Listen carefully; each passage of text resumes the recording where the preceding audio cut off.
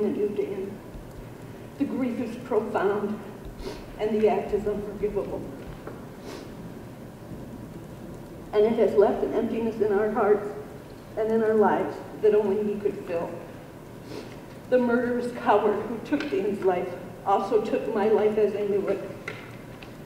He will live the rest of his life in prison. This gives me comfort that he will not be in this society, and that he will never do this to another family gives me great solace.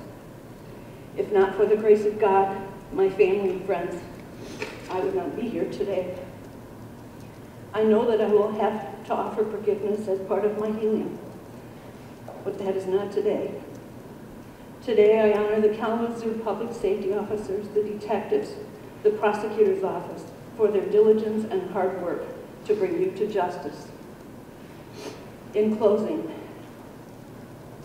the final consequence for your murderous, cowardly, and evil act will be your sentencing.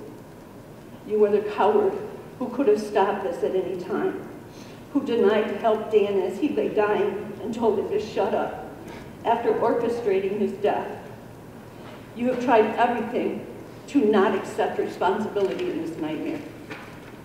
You have never displayed any remorse for taking Dan's life, and I hope part of the sentencing today is a continuance of your nightmares about what you did to Dan. I have to live with the flashes of what happened. I see Dan's throat cut. I see him bleeding from stab wounds. And I see you walking over him as nothing, as he were nothing, telling Dan to shut up or he'll get more. For me to begin to accept this horrible event in my life, I have to think that Dan was a piece of the puzzle of the young mother and her family. The thought that Dan was martyred to save a young woman and her child is the only way to justify this in my mind. Dan would have given his life willingly to protect someone else. This I know.